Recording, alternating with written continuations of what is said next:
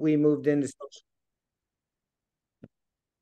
social emotional development, and we've really been focusing in on that in the last several years to really help teachers, give them tools and strategies to be able to work with young children and families to help support their social emotional development and their cognitive skills, that hopefully some of these skills will last a lifetime. So that's really what our mission is all about. We're a small but mighty team of people that are committed to be able to help support you in your work. So that's our story. I'm not in charge of the slides, but you can move the slide if you want. Would you like to talk about the partnership that we have with the region? Yeah, there we go. Yep, you just got to keep me moving here. So okay. I'm a board member of the Region 9 Head Start Association and have been for the last 8 years or so, to be able to contribute and give back what I can to the association and to all the members.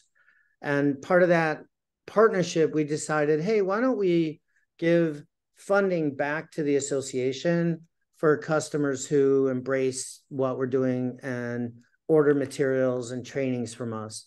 So we've been able to do quite a substantial donation back to the association due to programs who are purchasing these materials after they find out how we can help them. So it's been a great partnership. Perfect, thank you. So welcome. My name is Sandy Ampudia, and we have OT. OT, you want to say hi? Hi, everybody. My name is Athondra Hicks. And we'll be your facilitators of this session, promoting effective strategies to deal with difficult incidents. We know we call them challenging behaviors, but I have a big challenge calling challenging behaviors in early childhood years. But before we start sharing some of the key elements that we want to share with you today, we want to know, why are you here today? What are your expectations? What is in it for me? What are some benefits that you would like to get out of this time? What are your expectations, ideas, questions? So that we get to know why are you here and how we can tailor some of this information that better will fit your needs. Anybody? You can open your mic or write some responses in the chat.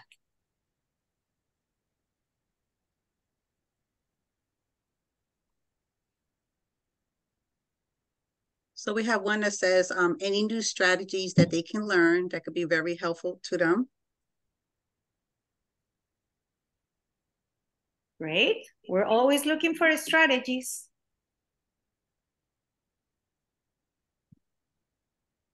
Well, don't be bashful, everybody. This is hopefully a back and forth exchanges. Mm-hmm. That way we can really tailor this to what your needs are. And again, this is going to be more focused on one area, but we're going to have lots and lots of future events. So sorry to interrupt, Sandy. No, that's okay. That's what I want to say. Like, this is your session. Speak out, open your mics. More strategies to help engage children and make learning fun for them. Mm-hmm. And how many teachers we have here? How many teachers here? Can you raise hands, reactions, or let's see, I gotta learn how to do this myself. Oh. Yeah. Okay, yeah, we have teachers, directors, administrators, maybe some support system around therapists. We got home visitors too. Ambassadors, welcome. Good. Behavior specialists. Welcome, my behavior specialist. Okay, so we wanted to know, what would you like to get out of this? Because we would like to present different strategies that you can try, like, one at a time. We have tons of information about challenging behaviors, social, emotional, and mental health, but how we can start using some of this. So in your screen, you'll find a poll that it says, what is the most challenging display behavior that you see in your classroom? What are some of these behaviors that you're like, oh, you know, this year I have, what are some of those behaviors? We listed some of those behaviors that we see in classrooms. Maybe if you have other behaviors, would you like to share some of this in the chat? And then we'll give you a couple of seconds to complete it. What are those behaviors? What are the behaviors that you see, OT, in classrooms? Well, when I go in to do class observations, sometimes I'm seeing children pull other children's hair. I'm seeing biting, screaming, spitting, kicking, or maybe the child's trying to run out of the classroom. Oh, yes. Let's see what they say. We've got a few coming in still, so I'm going to leave it open for just another minute. Maybe we could define defiant behavior as well, since we have that one up there. Okay, defined behaviors are all the behaviors that sometimes as teachers, we feel like personal, like that child, it's like asking you to just go above and beyond, right? Is that child talking back? Is that child telling you no? Is the child avoiding following your instructions or directions? Some of those defiant behaviors that really trigger our reactions as teachers. Are we ready? Go ahead and end it. And can everybody see the results? Yes, thank you. Mm-hmm. And as you were asking, Courtney, we have a lot of defiant behaviors. That's like number one. And eating is another one. So there are a lot of physical expressions of behaviors. So thank you for letting us know. We'd like to know what are the behaviors that you see more often, because we know how demanding and exhausting is to have these kind of behaviors display in our daily routines. And we know that it does require a lot of your time, energy, and the best practices for you to deal with the behavior. And today, because out of all the strategies that we have, we believe that the most important strategy is in you. So we want to start with you as a teacher, as an administrator, as a family engagement, as a behavior specialist. We know that if there is one thing that we can control, one thing, sometimes we cannot control children's behaviors and reactions. But if there is one thing that we can control, it's our way of thinking, our way of planning, our way of responding to difficult incidents and behaviors. So we're gonna practice with different strategies how you can exercise taking care of yourself first in order to take care of others. So let's give it a try.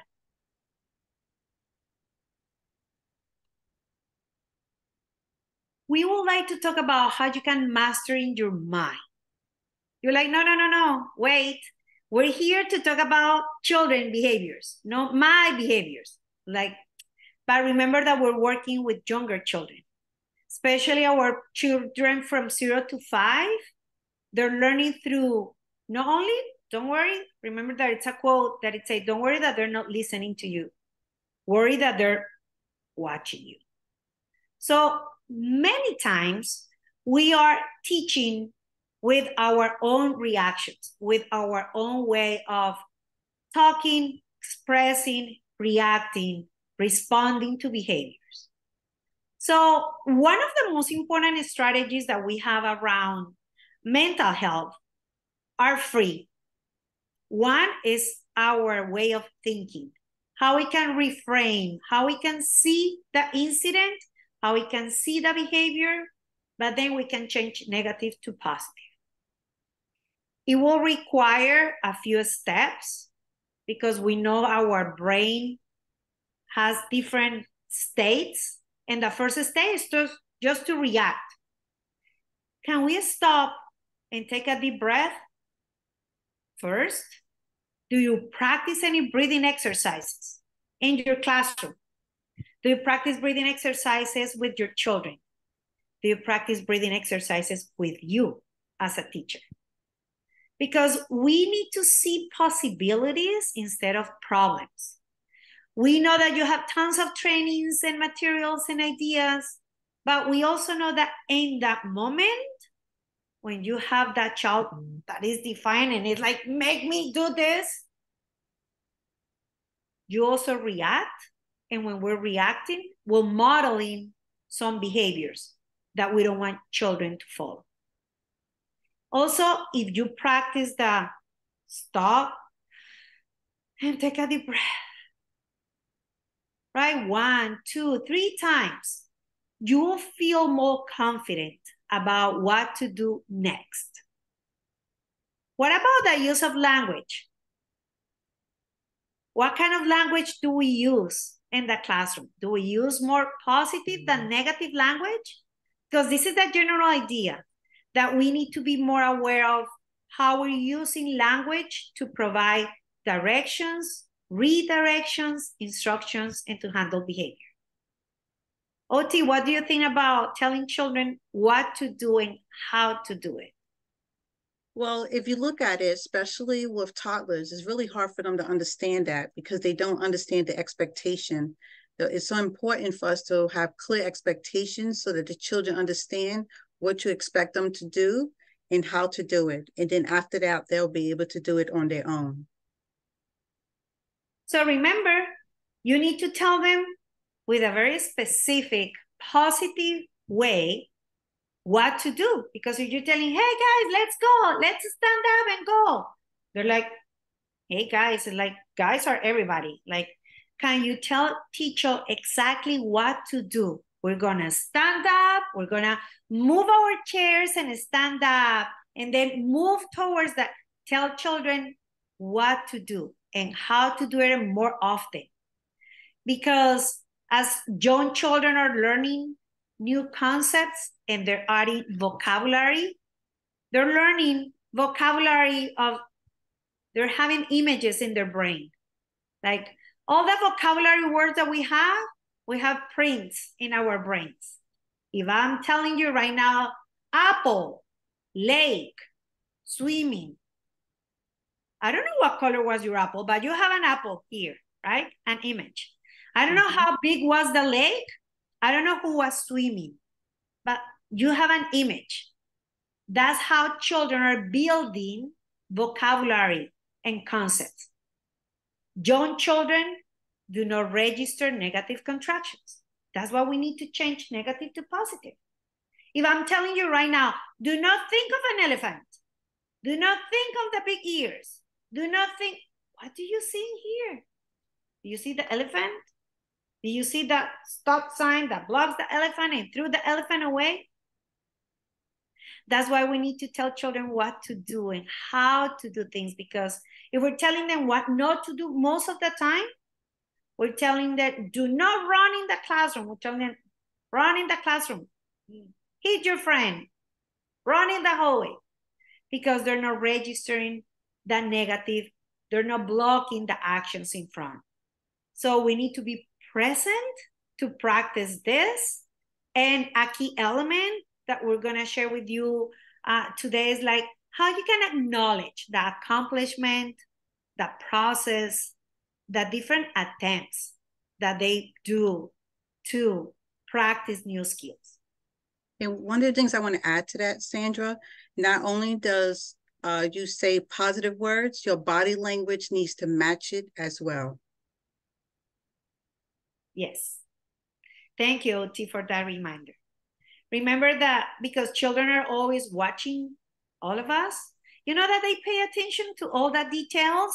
So that's why we cannot use this, that sarcastic use of language that sometimes we use. We tend to use this in our adulthood life.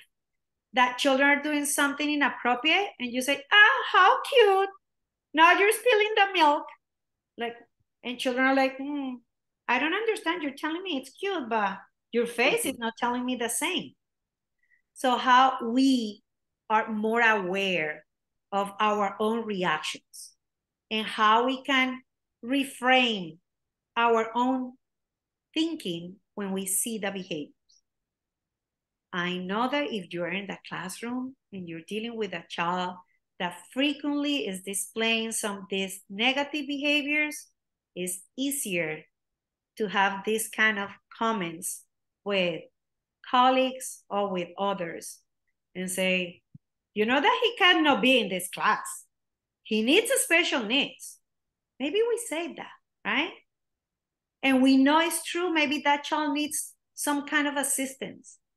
And then you're gonna process a referral, but in the meantime, that child will be with you for a couple of months during the school year. Wouldn't it be easier for you to reframe that statement that that child cannot be in my classroom, but I know he will go somewhere else, but what are things that I can do for him in the meantime? What about we practice to reframe some of these statements? What do you think? Would you like to write some ideas in the chat about some of these statements? Would you like to open your mic and say, oh, you know that I have the one that you're saying, he was just running away from the classroom all the time? I need to watch him as a hawk because he knows he will run away. How we can reframe some of these behaviors. Let's take a moment.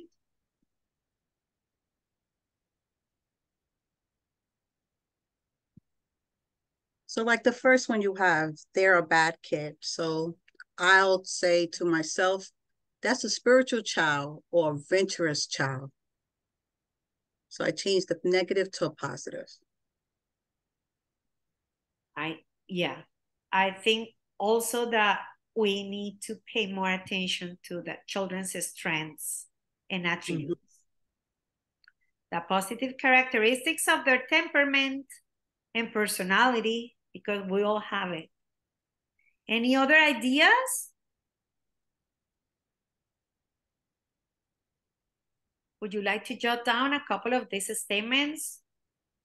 Or think about another one that it's not here? So one share behavior is communication. What do they need? What are they communicating? Oh, that's perfect. That will bridge this conversation to the next part of our session. But remember, changing behavior will start with you. We need to change that way that we're looking at behaviors. Did you remember that quote that it says that if you change that way that you look at things, the things that you look at change? What about we use that with behavior? If we change that way that we look at the behaviors that we look at change. Let's think about it that way. Do we have any other ideas how we can reframe this?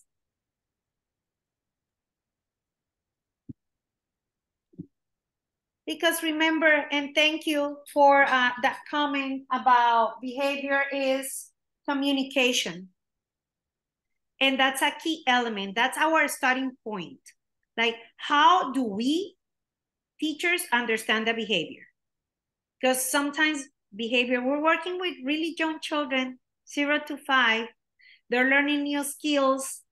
They're dealing sometimes with some fears. They're coming from circles out of our control with trauma. Sometimes they don't know how to get your time and attention. They don't know how to say, I don't want to do this. So they either behave that way because they want to get something or they want to avoid something. We have another one. Maybe the parents need help learning as well. Maybe they do not know how to help their own child. And I think that's one of the hardest role that we play as teachers. We know we need to assist and teach children, but in between the lines, it says that we also need to teach families and parents, because they don't have any idea of developmental stages, right? They don't know what the children should be doing at this stage, at this age, or what are things that I can help or how I can help that child. So we also, yes, I agree. We also have this main commitment to take in consideration how parents are dealing with children at home. And remember, sometimes behaviors are just developmental stages. Sometimes children are learning a new skill. They're learning language. Remember, from 0 to 5, child development stages will cover all the basic needs that we learn for the rest of our lives. We learn how to take care of ourselves, how to move independently, how to communicate wants and needs, how to start integrating language, how to read some symbols. That happens during the first 5 years of age. Now, behavior is communicating something. But what is the fine line between, is this a developmental stage or is this a difficult behavior? Because if you're working with toddlers, I know they're gonna bite and it's a developmental stage. But are you working with preschoolers and you have a biter in a preschool setting? They're two completely different meanings and two different functions of those behaviors depending on the age of that child. So first we need to think and we need to ask ourselves from where this behavior is coming from. Is that child getting something, avoiding something? Is he reacting? So that's why we would like to talk about this. Do you know that we have ABCs, not only for the ABCs, but we have an ABC for behavior? Oti, would you like to take us over the ABCs? So, when we look at this, we got to think about when a situation arises, what happened before, what was going on between the child with the other children as well as the child with the adult. And then for understanding what's happening in that middle, what does the child do? What is it, things that we see that the child express? Are they crying? Are they having tantrums? Or they're fighting? Or they're biting? Or they're just being distant from other children? And then, what happens after? What happens after? What things do we do to help the child in that situation? So it's very important that, we see what's happening before and not only what's happening at that time, because everything has a cause and effect. Something caused this situation to arise. And then thinking about how can we support that child where they could handle things a little different. Yes, thank you. And remember, we always look at the behavior. Those are the things that we can see, that we can hear. But keep in mind the understanding from where these behaviors are coming from can help us to find the right solution to that behavior. Mm-hmm. Because if you change, we teachers, we can change the A and we can change that C in order to change the B in the middle. If we know that child, let's think about of a situation of hitting that it was one of the most common behaviors in preschool classrooms. Let's think about that child. You see the behavior, that child is hitting other peers while they were playing in the blocks area. That's the behavior that you see. Did you notice what happened before the behavior? Was that child invited to play with this group of children in the blocks area? Or he was just watching? He didn't get invited. He wanted to play with them, but they never called him. So he came over, he knocked down the structures and they start hitting each other. So what happened after is that you arrive and you say, what's going on in here? And all the children say, Johnny, what's trying? And Johnny got called by his name. He got his peers' attention. You go there, you hold his hand, you say, what's going on? So if we think about that behavior, he's getting a lot of attention from you as a teacher, from all the friends and peers that he was invisible before. So we really need to start paying attention to what is happening. Those behaviors, difficult behaviors, are not all day long. It's not happening all day. They're happening. Can you predict when is the most difficult part of the day when children are exhibiting these behaviors? Think about it. It's not during mealtime. It's not playground time. It's maybe when we're doing an structured activity or when they're doing free time. Now that will merge that behavior to a couple of times that we can pay more attention. Remember that behaviors are communicating all the time, and that there are key strategies that we can use, but also that these strategies need time, frequency, and consistency. That's the key to change the B, is that we need to present that what happened before or what happened after in a very with frequency and consistency. So you will say, you know, that those strategies are not working, nothing is working with that child at this time. Say, okay, but how many strategies did you try? And for how long did you try this? Did you try this once, twice? You tried this for 2 or 3 days? Remember, it takes time for that child to understand that it is a different way to deal with that behavior, to respond to that behavior, to obtain what they want or they want to avoid in a different way. So because we want to make this like a conversation, an interactive session, we would like to hear from you, talking about all these different behaviors. Are you making any connections? Do you see any of these behaviors in your classroom and you're like, now that you're telling me this, I can fit some of these behaviors into what do you think your children are communicating? Are they communicating anxiety? Are they communicating fear? Are they communicating, I want you, I want my teacher, time and attention? Or they don't want to play with their friends anymore? What do you think? We are going to be doing some giveaways at the end too for all of our participants. So please let us know what you think.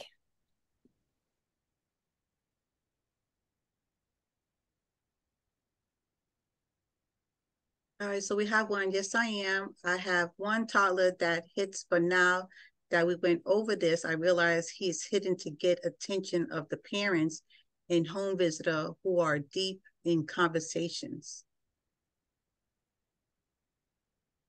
Wonderful. And it's one behavior at a time, one strategy at a time. Remember, what is powerful about early childhood years is that we teachers, early childhood educators, we can change behavior. We just need to know what is the behavior that is causing the reaction, or what is the behavior obtaining after displaying this. And you can keep writing responses in the chat. And then, Oti, let me know if you have more responses or something else that we can add. We have one here. Hitting and biting can sometimes happen as a lack of ability to communicate their feelings. If we provide methods to share how they feel, they will have an easier time. Yes, and that's why we're saying, remember your developmental milestones. It's different if you're working with toddlers. Let's say you were a pre-K teacher for a couple of years, and now you need to move to toddler years. There are completely different expectations. And then we need to know what are the different expectations so that we can help children to develop those skills as they're moving forward. Let's keep moving. We want you to know you have one of the most powerful strategies in your hands every day, especially you teachers that are in front of our children every day for hours. We can talk about strategies, but the only ones that are in front of our children are you. So how well do you know your children? Do you really have a close relationship with those children? Are children looking at you like, she is my secure base? I can go to her for everything. If I need help, I'll go to my teacher. If they hit me, I'll go to my teacher. Do they seek your time and support frequently? Do you know your children individually?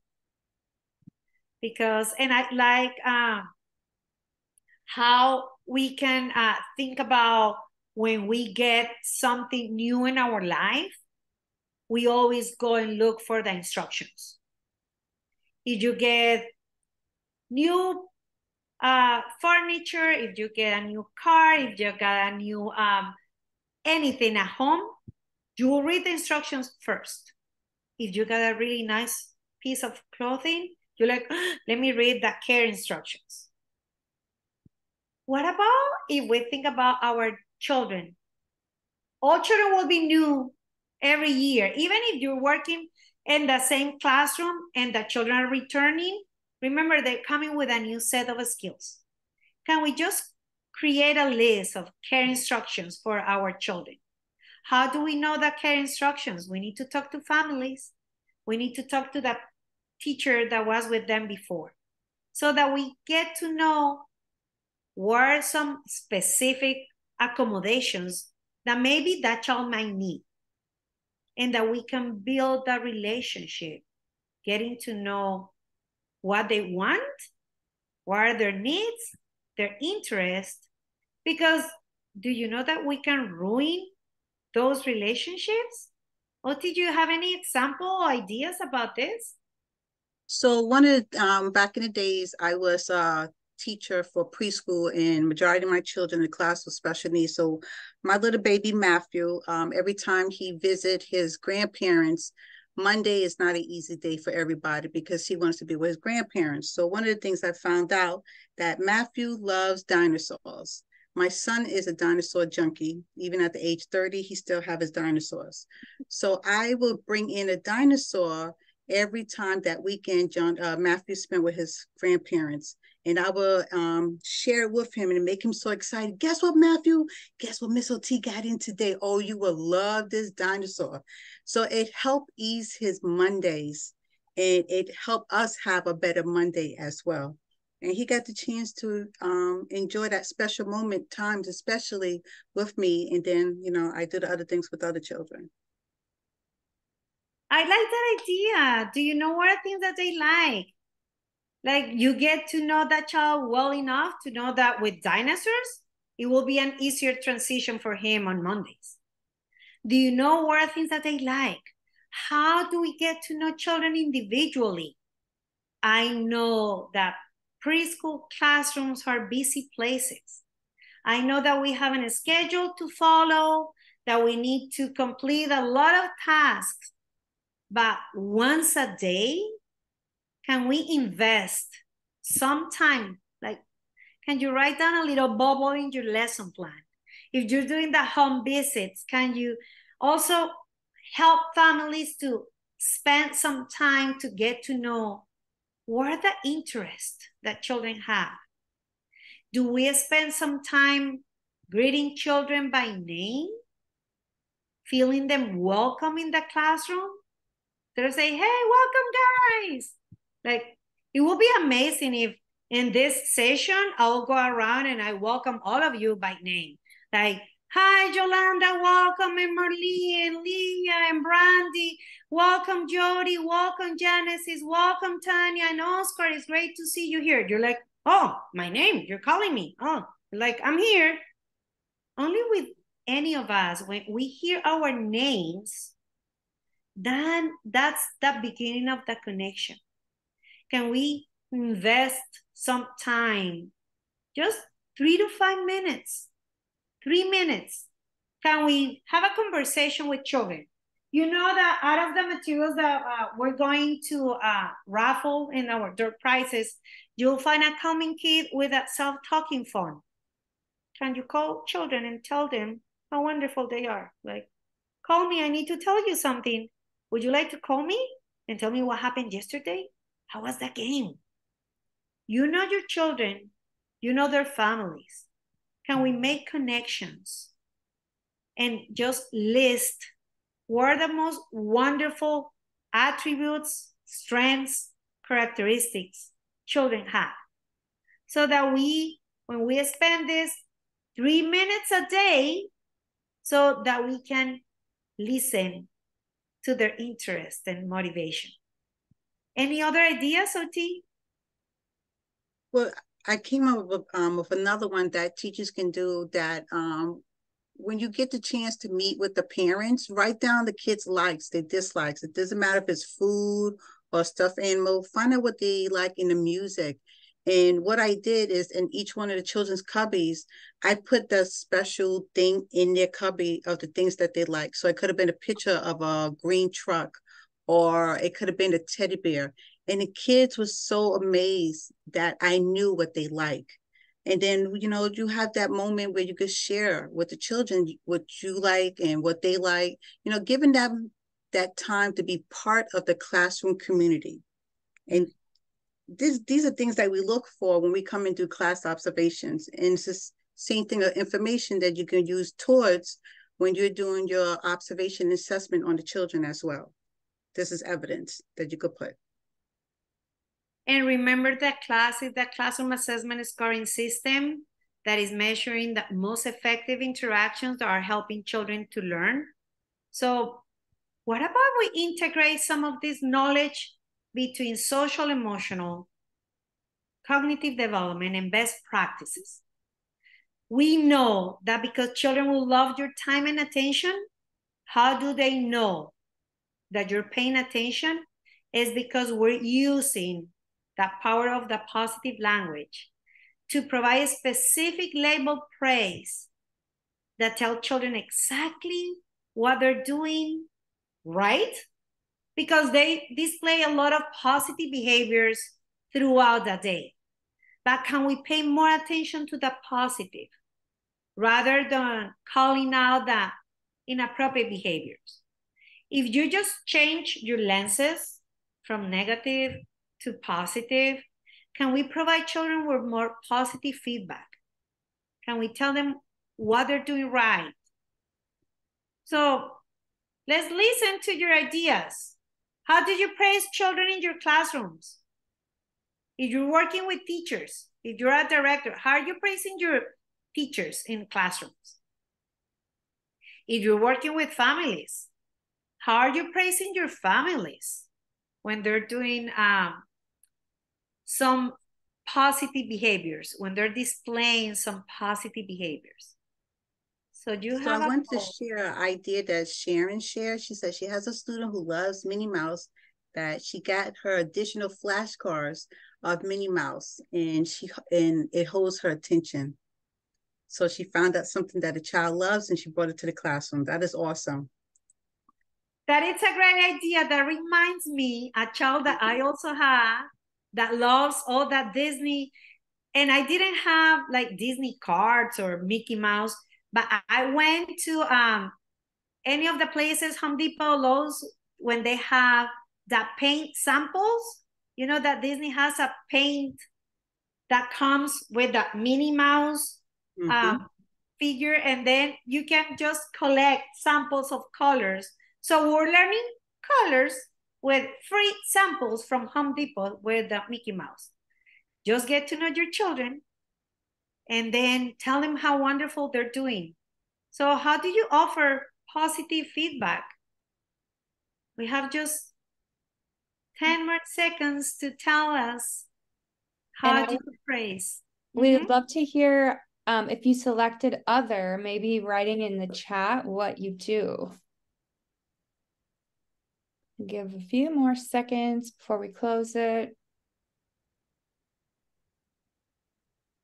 So the way I praise my children, it wasn't on the list, but I would love to share with everybody else. So one of them is the fireworks. The other one is paparazzi. And the last one is Fonzie. Hey. And I let the children choose how they would like to be praised. That's cute. I love that idea. All right, I'm gonna share the results with everyone now. I think you should see it. And I think Genesis, she raised her hand. Yeah, I was just gonna share my like what I would do as a teacher. I would obviously use, positive language, but at the same time I'd be like, kiss your brain, kiss your brain. Like I would just give them that like praise, like, wow, amazing thoughts, amazing choice of words. Especially when the child would problem solve with another child, I'd be like, I am so proud of you, Martha, kiss your brain, give your brain a kiss. And they would do it and they'd feel so proud of themselves. So that's something I would use. That is a great idea. Thank you so much. And you see, you can add as many ways of offering positive feedback. That's basically what it is.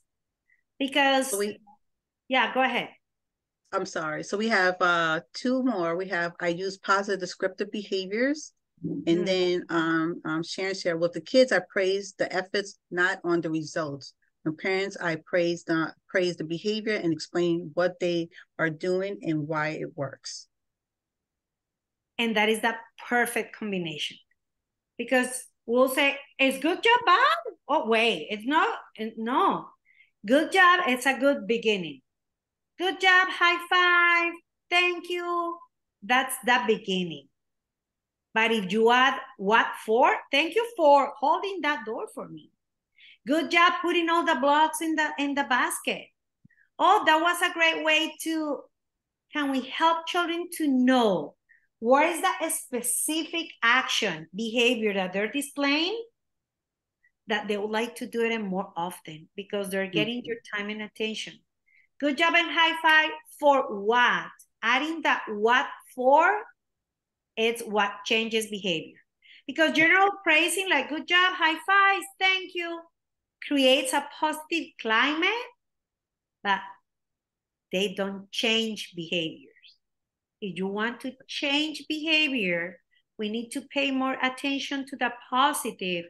And that's what it's called label praise, because it's a specific.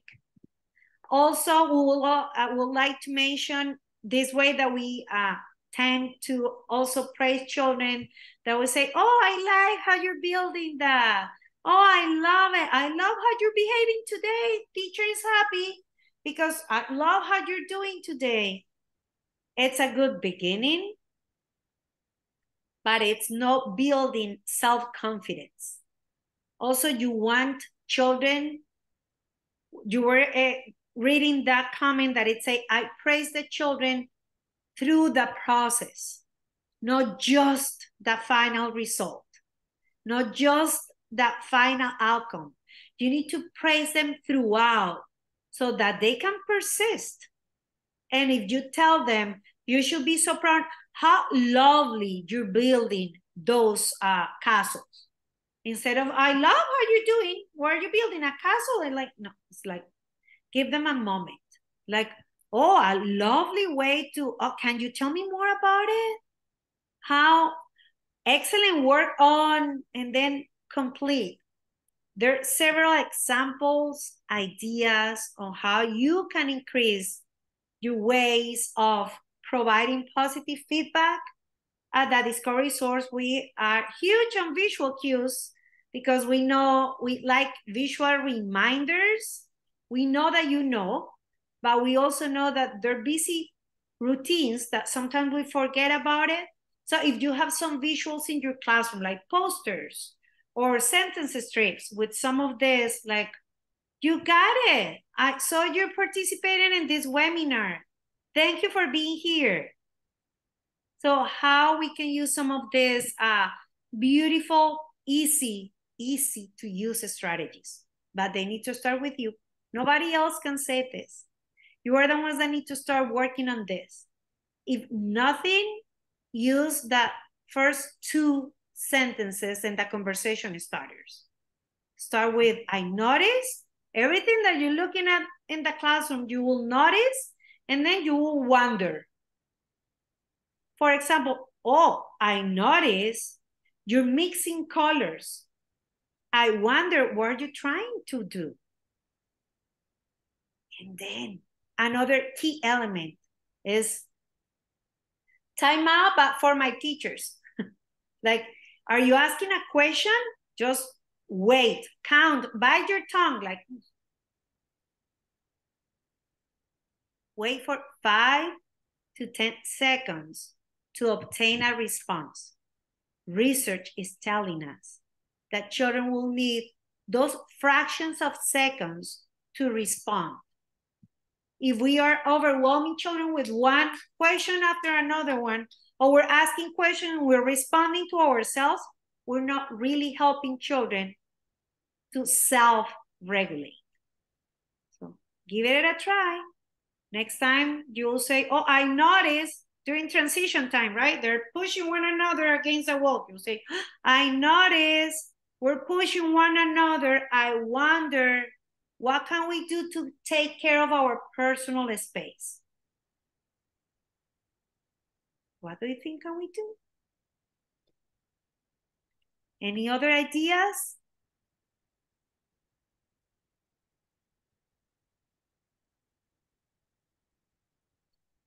I know this is just an hour, but we would like you to take notes and to think about next time. When I see this, I'll say that. I'm going to change negative to positive. I'm going to use some of the examples in those posters. I'm going to look for some positive affirmations to tell my children how wonderful they are and the things that they can do, right?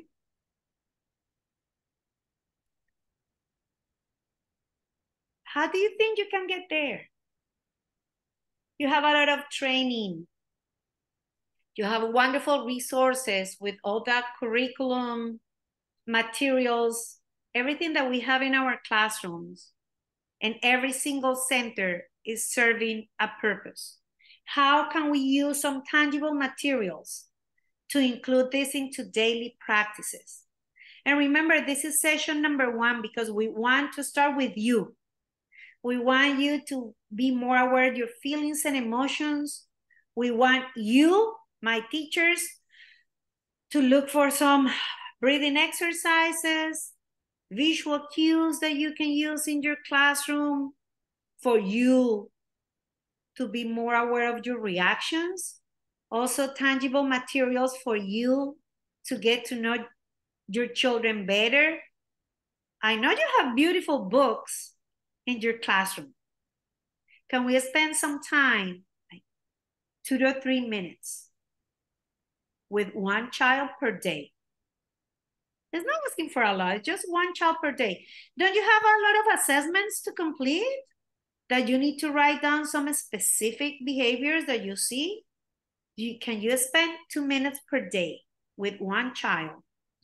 Looking at the books, maybe playing with some puppets, maybe using some of the materials that we're giving away in a couple of minutes to build that positive relationship. Do you have any other ideas? Do you have any other resources that you think that will come align with all these wonderful strategies? Remember, behaviors are communicating. Behaviors are coming from developmental stage. They're coming from functions of the behavior. I want something, I want to avoid something. Today, more than ever, we're dealing with children that are coming from trauma-related issues. If you're using any other assessments, if you're working with families, all these strategies can align. You don't need to do, this is not one more thing I need to do. No, this is how I can do what I do every day and how I can embed. We want you to be more intentional about the use of some of these strategies. And remember, this is just strategy number 1. We would like to start with you, building relationships, getting to know yourself better and your children better. Anything else that you would like to add, Oti? Well, one of the things I was thinking about was when you shared about I wonder. And if you look at it, those are things that start a conversation with the children, especially ones that are very quiet, that really don't want to communicate. And those conversations open up to more things that where now you're developing a relationship with the child and the child's having an understanding of you. And as you're doing this, like you said, documentation, is everything that they learned today is going to correlate with the Head Start standards. It's going to correlate with class. It's going to correlate with the curriculum that you're using. So it's all about putting things into practice and the willingness to say, okay, I'm going to try it. I'm going to go for it. And I want to see what the outcome's going to look like. Thank you.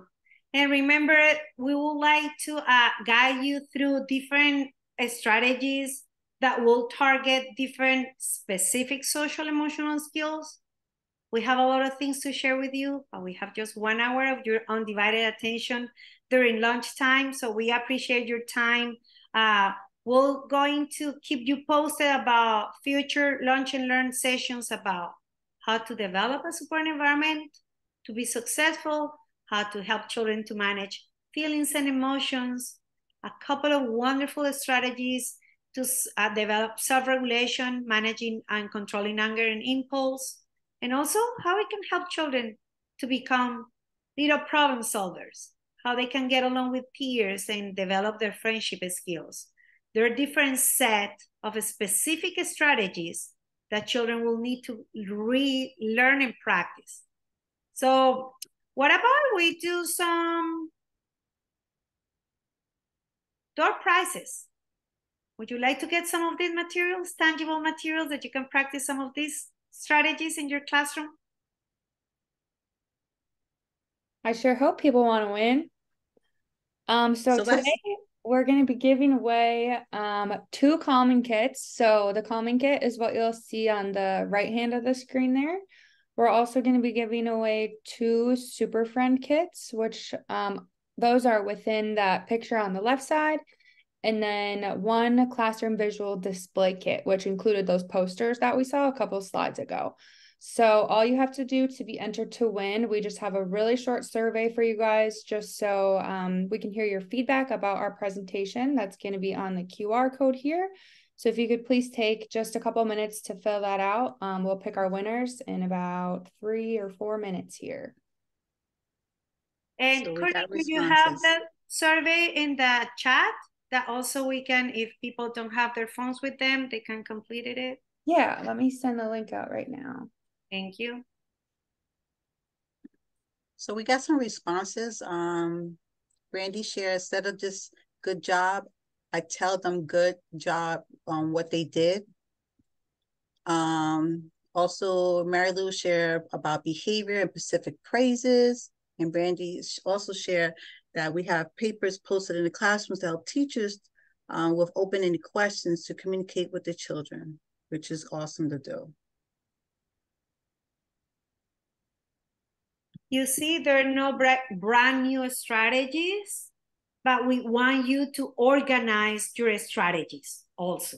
Because sometimes we have a lot of things to do, and at the end, nothing is working because we try different things and we don't know what is working and what is not.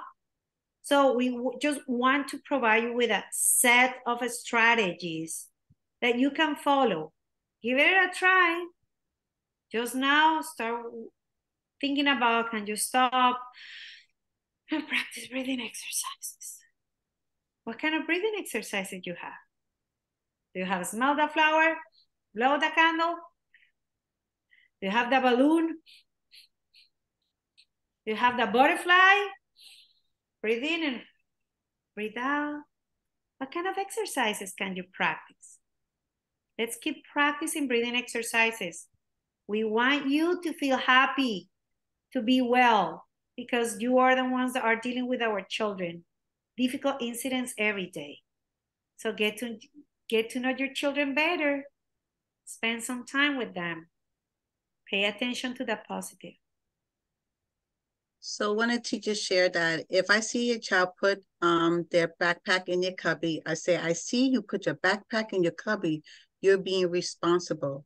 And I think that's great because, you know, a lot of times children feel they're not being seen, and you letting them know that you do see them do that, it makes them feel good. Oh, yes. Thank you for that comment. I just remember Children love to be seen. You know how they would love for you to see them if you just, I have like these lenses that I was wearing where I was about to give them a round of positive praise. I just went around the classroom with my positive lenses, and they all knew that I would say something positive. And remember, label praise is so easy. You just call children by name and you describe what you see or what you hear. So maybe we can use more positive lenses. That's my alarm. We're getting ready to finish. I think it might be good too for teachers to reflect at the end of the day, write down what worked, what didn't work, what can they do different the next day. And it helps you to see the different things that you've gone through and how you're able to overcome them as well. I love that idea of a little bit of self-reflection at the end of the day. And give yourself a big round of applauses, big hugs, like, I did great today. I got it under control. They're learning new strategies. So remember, next time we're gonna have support environments. One of the teachers shared that I have a mindfulness book for students. One activity is unwind. Take turns rotating different body parts, foot, arms, hips, hands, and etc. And Melissa shared, you can have the children wear the glasses too. Yes. Perfect. Do we have some responses, Courtney, that we can use? Oh, yeah. Yeah, I think it's time to give some prizes away. So first, we are going to give away one calming kit. And the rules to win our materials, you have to be present to win. So if I do call your name, we just ask that you unmute yourself and say that you're here, or type you're here in the chat. And then I'm going to be putting my email in the chat. If you do win, if you could email me what you've won so I can get your shipping address, that would be great. So for our first calming kit, we've got Daisy Huerta. Daisy, are you here?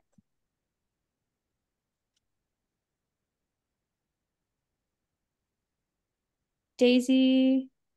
She's Brandy said here. Okay.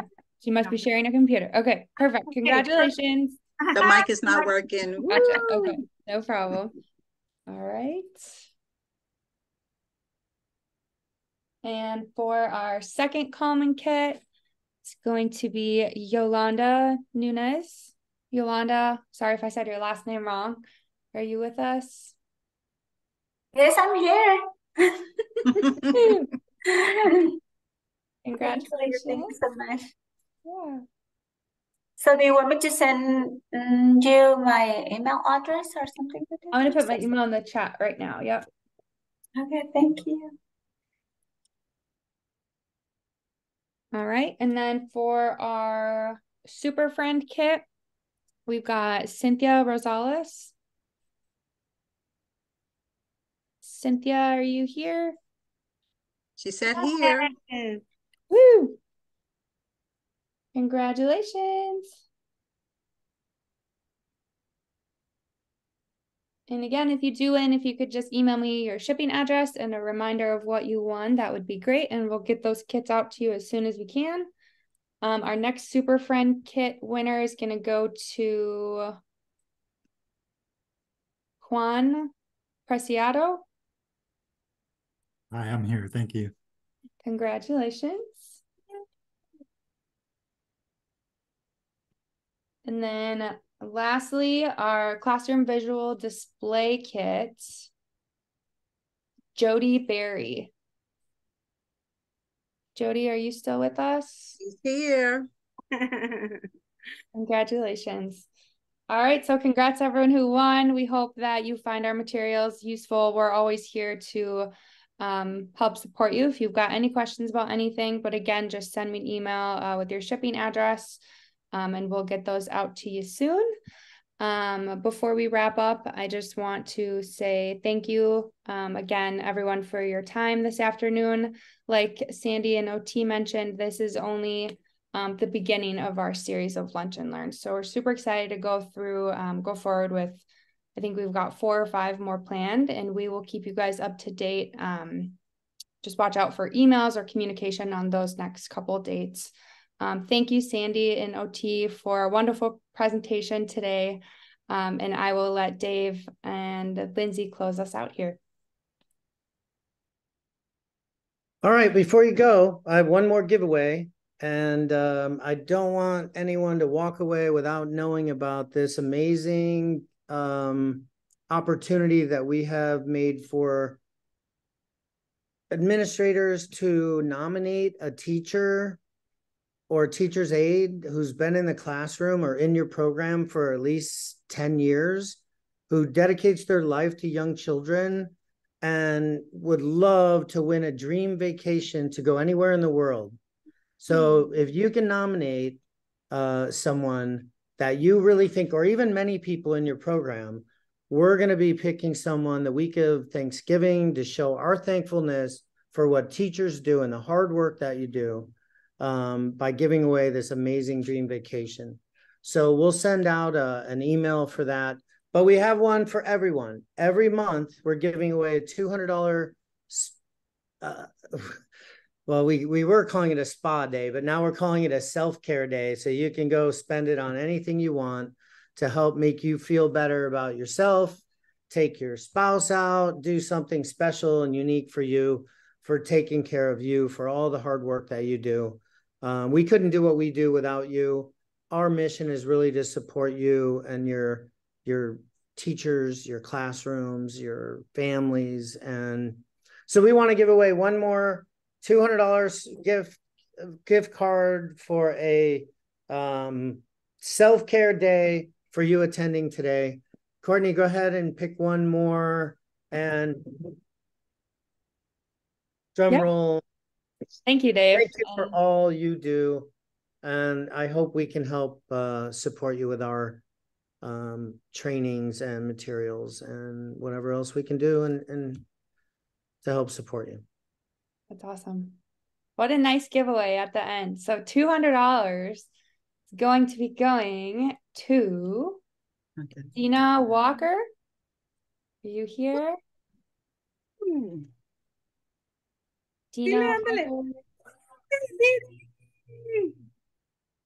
Is that a yes? I heard a little something. Yeah, she's Awesome. Yes, she's there. All right. Make sure that Courtney gets your address so we can send you that Visa gift card and all the other door prizes. Again, thank you, Sandy and OT, for your expertise. Again, we appreciate all that you do, and we can't thank you enough. So we'll see you next time. Or if you want a one-on-one presentation from one of your representatives, we have Jeremy Fisher here, who's our Southern California rep. Jeannie Hughes might be here. I'm not sure. There's so many names. Jeannie's our Nevada and Arizona rep. Hey, there she is. I'm here. I'm still kind of working the Northern California and Washington. No, that's different region. Hawaii. I saved Hawaii for me. So thank you again, everyone. Thank you so much. Thank you. Thank you. Have a nice Thank you. evening. Thank you. Have a wonderful day. Thank you, as everyone. well. Thank you. We'll be sending out this presentation too, just so you know. Thank you. How'd we do, Lindsay? Oh, she just went right when I asked, she took off.